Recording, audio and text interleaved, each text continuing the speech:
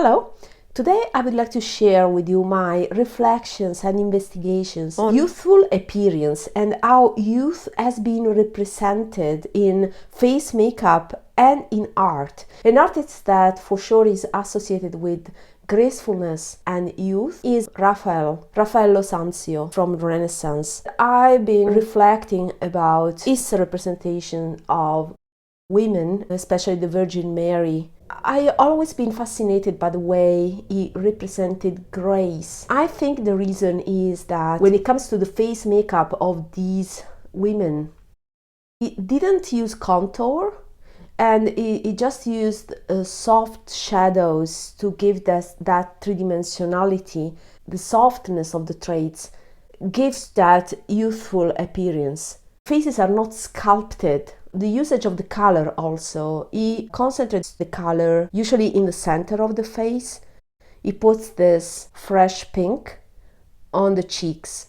And this is very different to what we see on YouTube, right? We see YouTubers applying, the bronzer, sculpt the face, stripes of blushes and stripes of highlighter.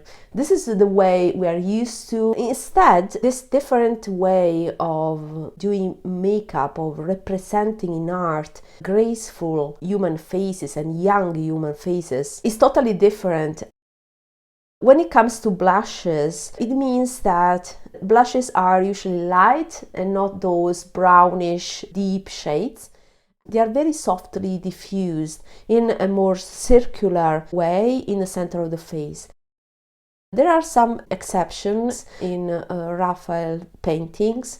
For example, there's a rounded painting that I will show you now where the face of the Virgin Mary is tilted and therefore he used some kind of draping, but still there's no contour and a general softness and blended effect overall. And the absence of contour allows for a more rounded shape of the face that is associated with youthfulness. When you see kids, they have this fat round face. That's why I tend to avoid contour and I use bronzers very lightly nowadays.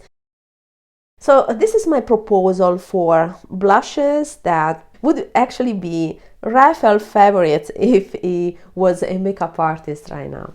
There are some hidden gems nobody talks about. The color of youth for me is the color of spring and the color of innocence, and it involves light pinks. Now, they are not for everybody. I tend to like these kind of light pinks with a touch of coolness, especially for fair light skin. I have to pay attention to the hint of coolness in the blush shades, because if it is too cool toned, then it becomes weird. It's something that depends really on your skin and you have to do multiple trials. But I tend to like neutral pink with a touch of coolness, because that touch of coolness gives you freshness. And this is the reason why the Dior blush, and starting from that, all other cool pink blushes are becoming very popular right now. And the concept underneath that is that search for youth. Sometimes is a hidden research, people are not aware of that and they apply that cool pink because it's the latest release and they say, oh, that is very nice. But if you go deeper, the roots are these ones. And I will give you a few proposals. I will switch room, I will go to another one with the better lighting and I will show you better the colors. So let's start with the description of the blushes and hidden gems that you may already have in your collection. The first one is the Tom Ford Baked de Gelée formula. This is 02 Eclat Nude. As you can see, this is much warmer than many others, but I like the brightness that it has. You can see it here compared to the others. But this is a tad too warm to give me that youthful effect. It's really specific for your skin tone, so it's like, you know, trying lingerie. Then you have to find the right fit for you. So for my skin, this is a tad too much warmer.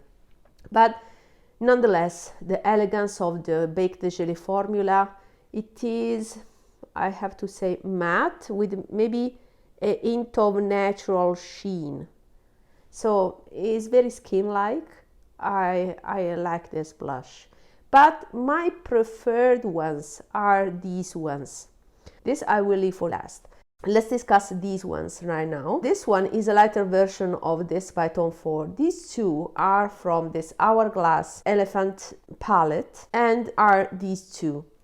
To be honest, they are quite similar, see? Can you detect the difference? Well, I can tell that this is lighter, a little bit warmer, and this has some berry in it. Let me see if we can detect the difference on the fingers, and you can definitely see this one is the top one and is warmer. You see much more yellow, and this is cooler in tone. So this is the lighter one, is brightening a little bit more than this one that stays deeper on my skin. So for me, my favorite is this one. So this one. I like the finish of these is luminous, but not glowy to the point that it seems fake. So I really like the finish of these blushes. They are very elegant powders. Hourglass did an amazing job with these powders. This is a great palette. Finally, this one. This is deeper, more shimmery, and is one by FLORASIS.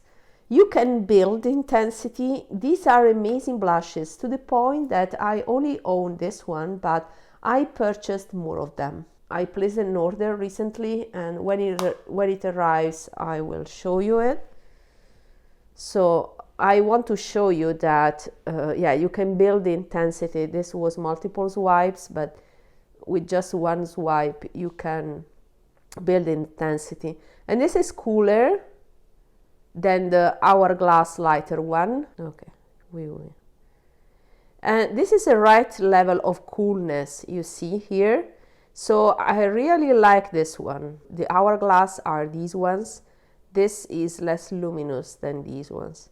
But as you build the intensity, then it becomes more shimmery than the Hourglass. Then let's discuss my favorite for a youthful appearance. And my favorite are these two. Unfortunately, this is longly discontinued and is an old SUQQU blush. And this I think is still available and is in ILLAMASQUA one in the shade Katie. This has been considered the color of youth and is the blush that has inspired this entire video. It's a matte blush, but so smooth. It has some white in it. And you can tell that this white on fair skin is appropriate because it evens out the skin, so it makes that velvety soft appearance and it smooths out the skin. You can build the intensity as much as you want, but this is one of my favorites right now. I cannot stop using it. The matte finish does emphasize the texture, and it has the advantage that you can decide the level of shimmer by putting a shimmering powder on top of it. It can be a subtle highlighter, so it's a more professional way of control the level of shimmer that you want, because it only gives color without shimmer. The other one is this one, and is called 02. And is made of two shades and are these two. This is almost invisible, but it gives that freshness, that coolness, you see? And the finish is amazing. It's not matte, it's skin-like. It has a subtle sheen. And this is the other one. It has some pearly sheen that without shimmer. And you can see how delicate these powders are. The closest texture is the current eyeshadow texture with the melting powder formula. That one is more pigmented without white. This has still the white base. For fair skin tone, these are masterpieces. Yeah, it's almost invisible, but it's there, and you can detect that on the cheeks, especially this one. You can see this swatch here. Sometimes you don't want that build of color. It can look fake and it can age you. So I really like the effect of these blushes, these three. These seem more cool toned because they are next to warmer toned blush, but they are not. They're quite a neutral leaning cool, and this is the level of freshness that I need on my face. And then I have three more blushes that I want to compare to these ones. So let's start with Pat McGrath. So this for me is more of a summer palette because these are definitely too dark. Okay, this is for sure, but also this one, unfortunately, just one swipe, it doesn't seem so pigmented, but it may be because I have a cool tone and this warmer tone clashes too much with my skin, but you can really build intensity. The formula is my favorite, is amazing. This is one of my best formulas and is close to the airness of the SUQQU with more pigmentation. So I would say to achieve this effect, this fresh, very blended and ethereal effect, youthful effect for darker skin, go for Pat McGrath. This formula baked is amazing, but I want to concentrate on this one. This is the pink one and I want to compare it. Let me put it here. This is definitely more pigmented, so I will put it here. It's definitely more visible and it lacks that whitish base that is present in the other ones. So it's more inclusive, it's better for skin tone, but on me it doesn't achieve that effect that I get with these white base blushes. So this is a summer palette for me when I get a tan. Then I have this old LORAC that I imported from US, and this was a lavender blush and so uncommon. The problem of a lot of these blushes, this has luminous finish that sometimes acts as a highlighter. Let me put it here. This has white, guys. It is from an old collection from LORAC where they came out with also a pastel eyeshadow palette. It's very old. Let me put it next to these ones. This is more Western-like. It's not ethereal, it's more present. This is more a highlighter, is here. Let me build it up, but even one swipe, one light swipe, shows you that this is more a highlighting blush and is much more shimmery and less delicate than these three that are ILLAMASQUA and Old SUQQU.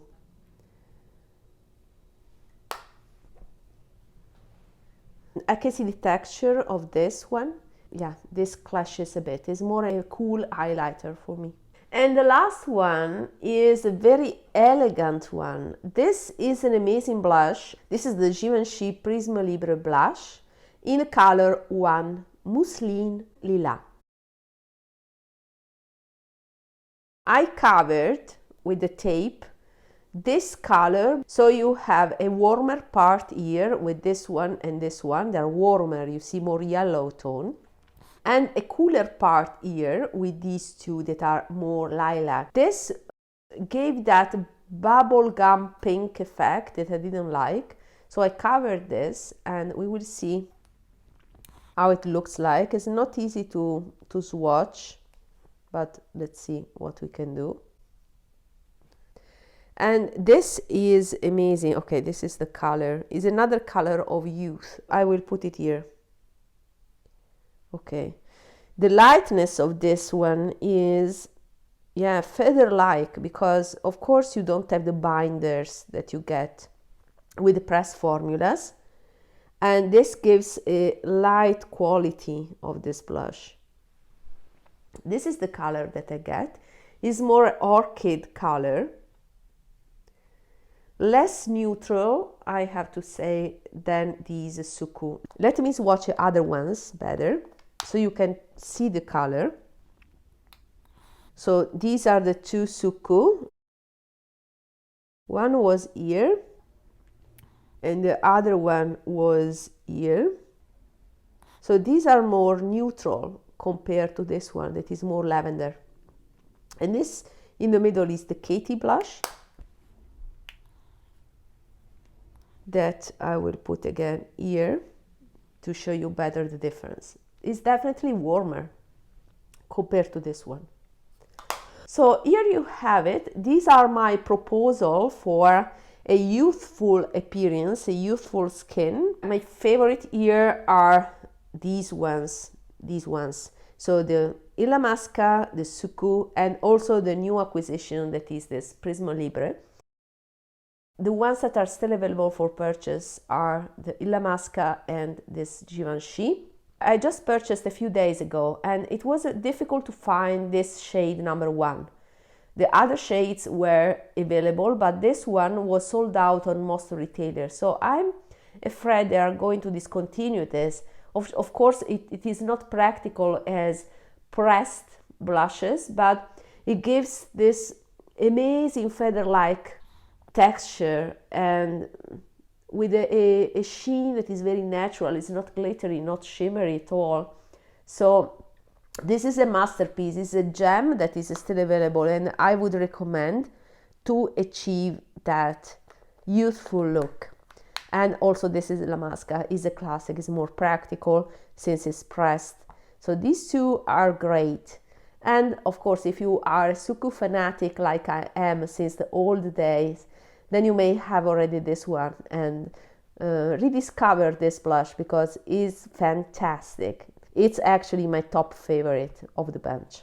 Please subscribe to my channel to get these more original kind of videos so you can get more inputs to rediscover your collection. And see you in my next video. Bye bye.